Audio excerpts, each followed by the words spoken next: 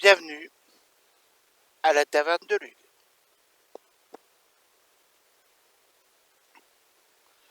Alors aujourd'hui, je suis en vacances. Ouais, c'est super, c'est chouette, tout le monde s'en fout. Mais voilà. Donc je fais une petite vidéo, enfin, je pense qu'elle va durer un peu longtemps, sur la série What If qui est actuellement diffusée sur Disney+, il me semble. Et je pense que tout le monde en a parlé, tout le monde en a dit du bien ou du mal. Je pense pas que ça soit vraiment très intéressant, sinon je crois qu'il y a la chaîne de Landry, par exemple, qui en parle, et autres experts en comics. Donc est-ce que c'est vraiment intéressant que j'aille plan par plan alors que cela a déjà été fait? Il me semble pas que ce soit opportun, une fois on va dire. Donc je vais vous faire une petite vidéo comme ça un peu à l'arrache, même si elle est un peu plus travaillée que les autres.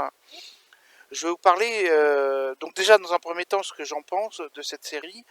Bah écoutez, je la trouve pas mal, en fait.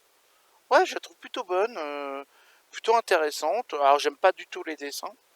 Dans le premier épisode avec Jeanne Carter, je trouve le dessin trop monolithique, en fait, et j'aime pas du... Enfin, j'aime pas le dessin, c'est une question de goût, hein, certainement. Mais l'histoire est plutôt intéressante.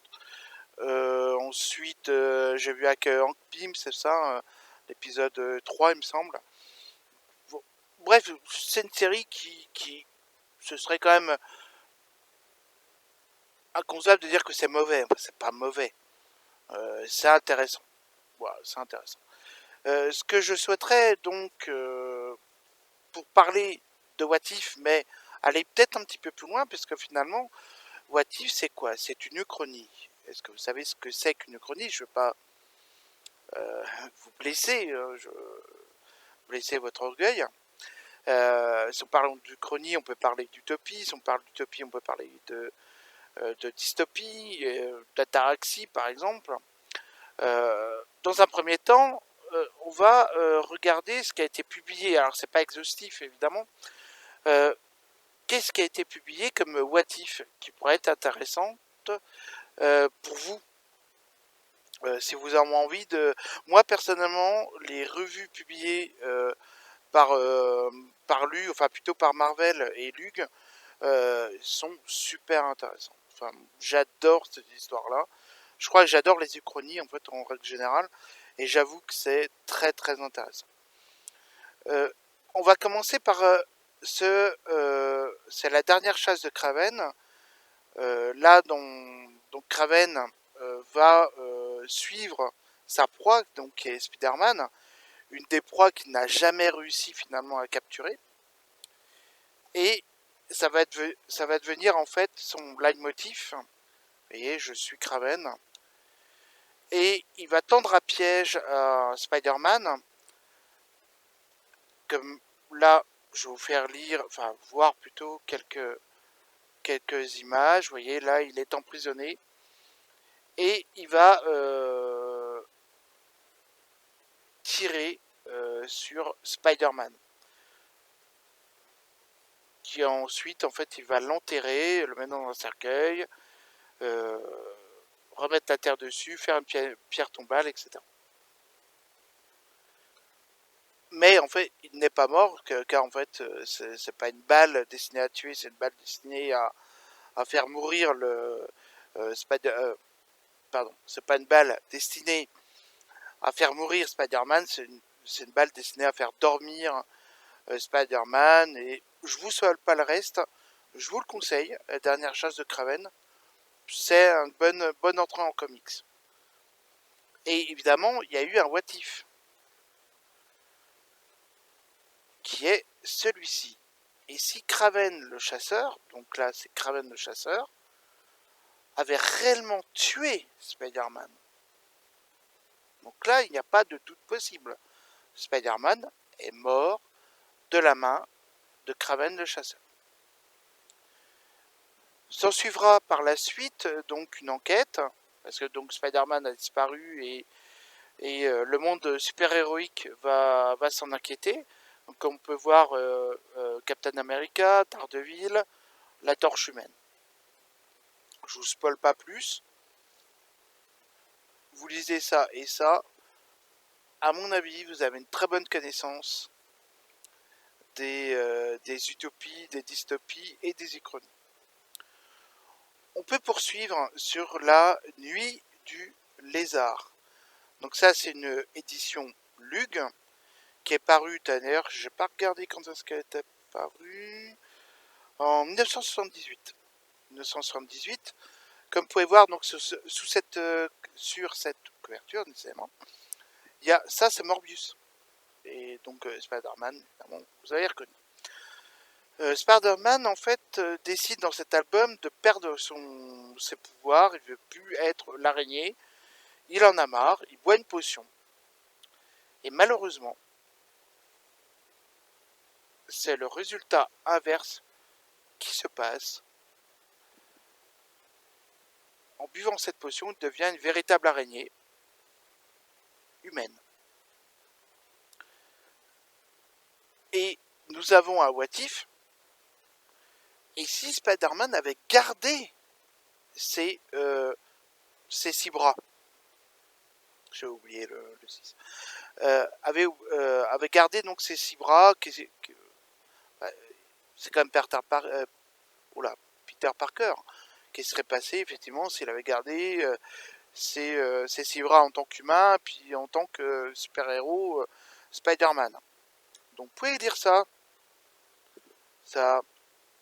franchement c'est super intéressant, j'aime beaucoup. Je vous dis, j'aime beaucoup les what if de toute façon. Nous avons aussi celui-ci qui est paru dans les éditions Artima Color. Et là, nous avons, et si Spider-Man avait rejoint les 4 Fantastiques. Et donc là, il faut voir le chiffre 5. Dans celui-ci, je peux quand même vous spoiler la fin, c'est-à-dire qu'en fait, à la fin, Jane Richards, donc l'invisible, devient l'épouse en fait du prince des mers de Namor. Je vous conseille celui-ci. Nous avons 3D Man que j'en parlerai certainement dans une autre vidéo, mais il est excellent. Il est trop bien. Je peux vous faire... Ah bah tiens, nous avons le vautour. Regardez le vautour comme il est.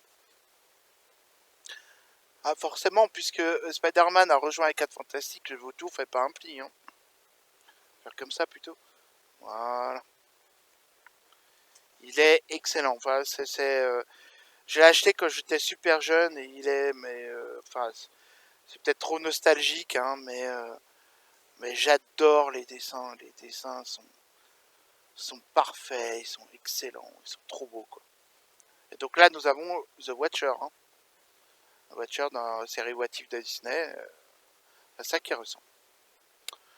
Ensuite, nous avons ici Conan foulait la Terre au XXe siècle. Conan le Barbare, hein, vous savez, le film. Je sais que le film Shang-Chi est sorti au cinéma. Shang-Chi, c'est ça.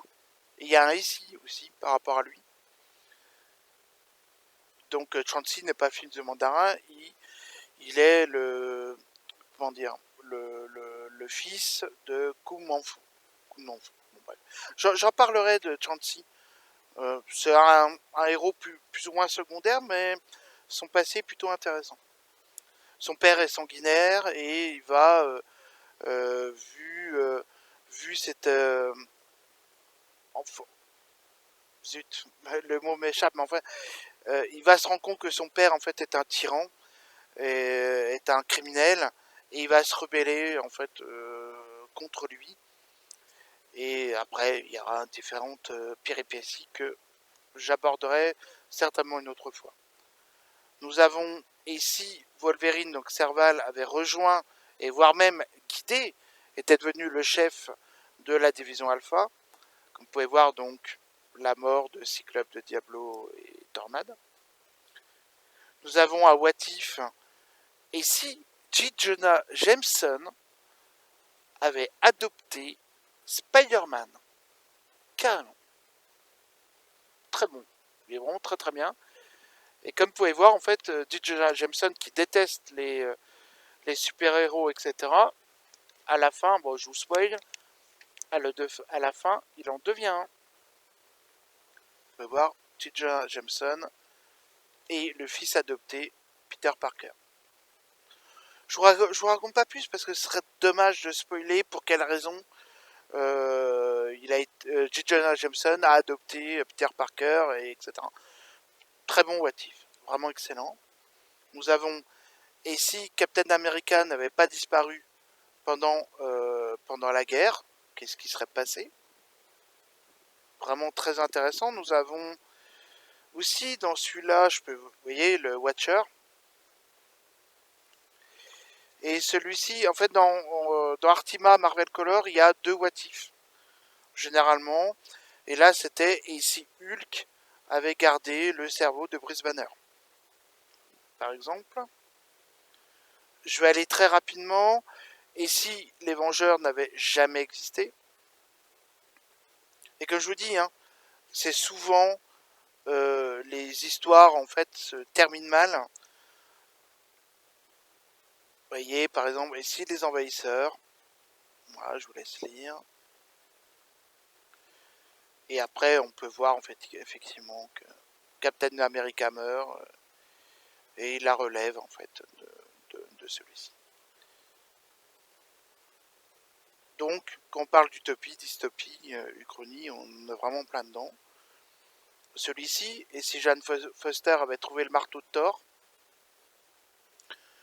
Et je vous dis, là toutes ces bandes dessinées, elles valent pas très cher. Et vous allez vraiment vous amuser avec, quoi. Par exemple, ici, les Vengeurs, en fait, avaient démarré dans les années 50, par exemple.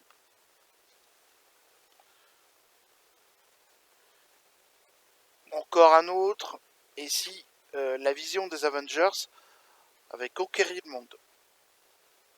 Conquérir, hein, je crois que c'est comme ça que ça se dit. On voit Dr Fatalis et le chef du Hydra. Et si Dr Fatalis, donc Doom, était devenu le sorcier suprême à la place de Doctor Strange? Et pour terminer,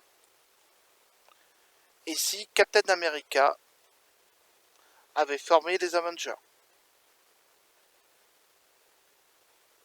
Voilà. Donc tout ceci pour vous dire que effectivement que les what if ne sont pas qu'une simple expérience Disney, elle est extrêmement riche en péripéties, en morts, et moi j'adore vraiment cette série. Je vous engage vraiment, j'achète souvent sur eBay, ou je vais chez mes libraires à côté, il y a souvent des petits what if à bas prix, vraiment, je crois que j'ai payé 4-5 euros. Et moi, j'adore ces histoires-là. Je trouve qu'elles sont d'une force. Parce que c'est souvent pas les dessinateurs originels qui font les what if. Donc, ce sont des nouveaux dessinateurs, en fait, qui s'essayent à créer donc une nouvelle histoire, une nouvelle réalité alternative. Et donc là, ils s'en donnent à cœur joie, quoi. À cœur joie. En VO, quelquefois, les traductions sont un peu difficiles à comprendre. Je l'entends. Mais elles sont tout de même, allez, pour 95% des cas, elles sont, pour quelqu'un qui connaît pas, qui parle pas anglais, etc., c'est quand même assez facile à suivre avec un Google Traducteur, etc. Bon, bref. Non, franchement, vraiment, je vous les conseille. Et après, vous regarderez les séries What If, je pense, d'une autre manière. Vraiment, vraiment. Sincèrement, je vous conseille de lire ces petites séries qui vont, à mon avis, vous ravir. Mon temps étant imparti, je vous retrouve dans la partie 2. Bienvenue à la taverne de Luc.